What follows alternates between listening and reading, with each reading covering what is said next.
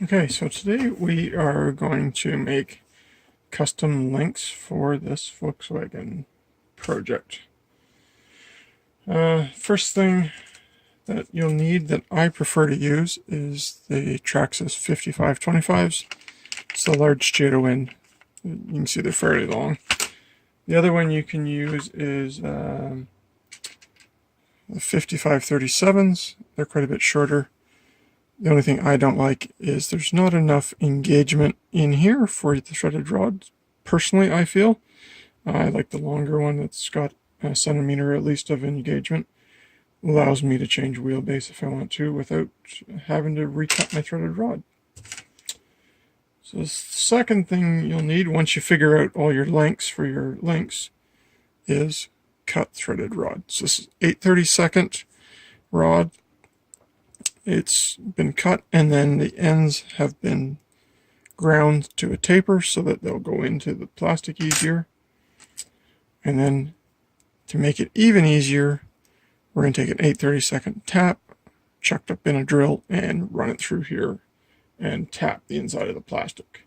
So, quick way to do it is grab one of your MIP drivers through the ball end so it's captured and can't move. Pause for a second here. Alright, we're back. So, not sure where we left off. Anyways, DeWalt drill, 8/32 tap, throw the thing in second so you can go as fast as you want. Literally don't, though. You can go fast enough to melt the plastic. And just start powering up, and you can see the ball end comes around and is now locked. It can't go any further. And what I'm watching for is you can just see the shadow on the plastic changing there. And that's the tap moving through. It's about far enough. And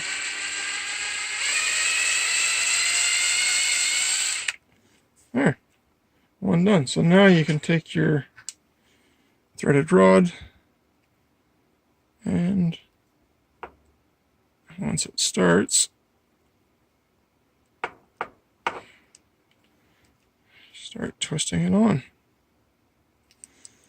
You can actually chuck your threaded rod in the drill too and wind it in that way as well. So now we got to do a bunch of these.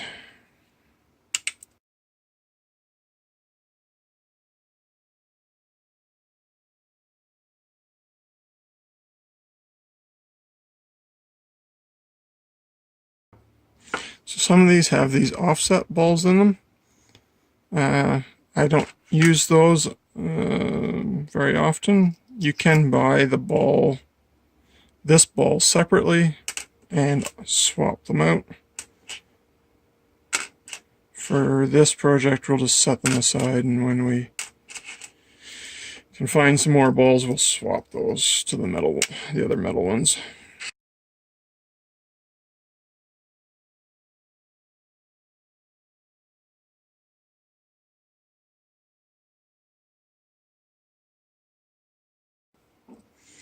Okay, so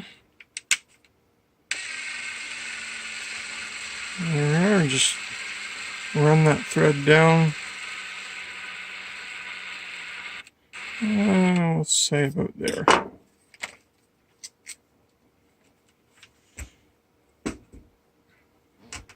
So now you can double check because I know what all my measurements are. Just see how far down we need to be.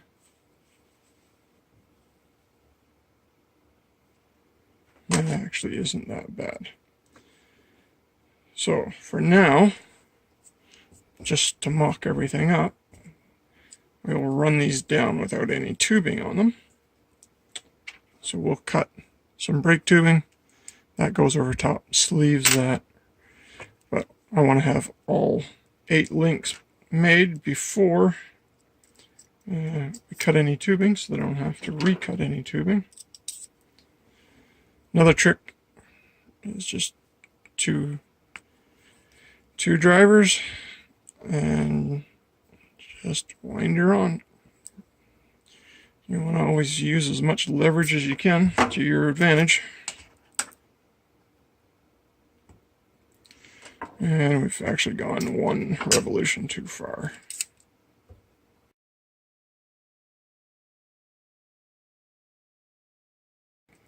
I always like to start them by hand so they don't accidentally cross thread.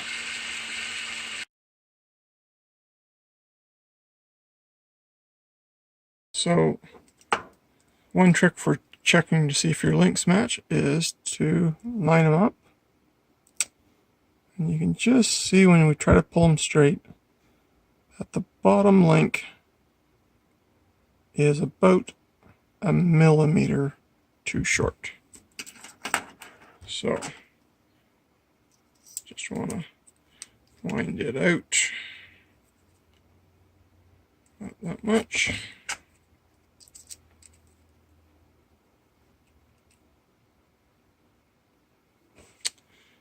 Went too far with that.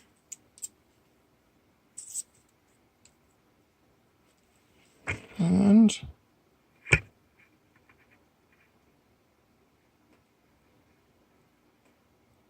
hard to see in the camera here, but they're exactly the same.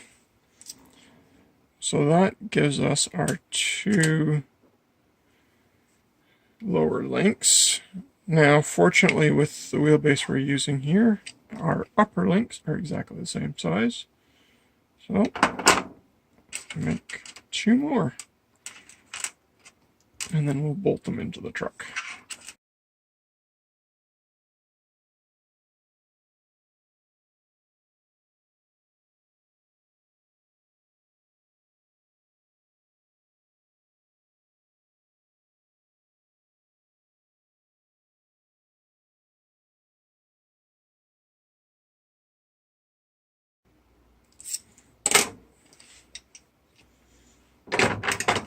Okay, there's 4 links that are the same. So now we need to mount them to the axle and to the chassis and build our front ones. So let's we'll pause here for a bit. Okay, so now we're gonna get our links mounted. So went through the leftover hardware we had from building the axles, and Axial gives you the correct size bolts for your top mount, your lower link mount, and your shock mount in the package as well. So first thing to do is to get started in here, and these are all undersized, so we'll have to get this cutting threads as it goes through there.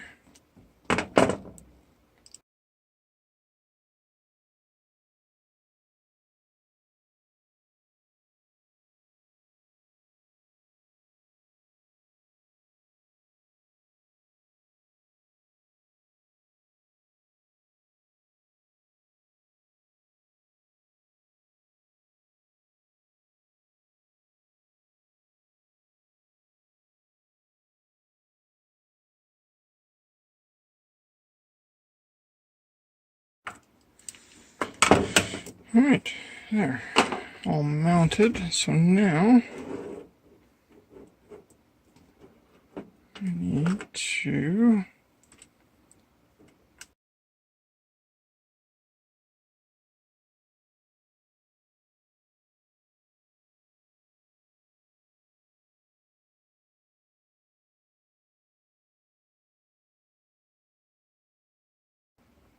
okay, so the nice thing about the GCM chassis is we've got 6 different mounting holes here, so we can adjust pinion and sort of preload to the axle in whatever way we want. We're going to use this furthest forward and highest hole to mount our upper links, and that should give us something that allows a large range of motion without pulling the axle around too much. And Yeah, I just gotta find some hardware now.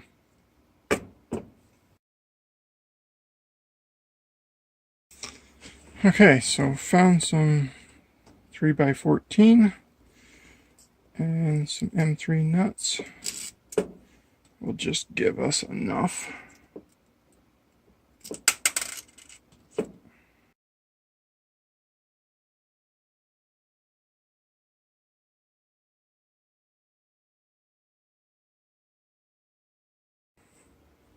Now, looking at it, because of the way the high pinion is on the 10-2 axles, probably right about where my finger is, going to put a slight bend in those upper shafts. One, just to take some pressure off of here, and two, just to pull the pinion over a little bit and give us a little more clearance and swing through our throw. Though I don't think we're going to come up much higher than that anyways with these shocks that we're going to run. We'll probably only come up sort of about there on full bump. So it might not be an issue.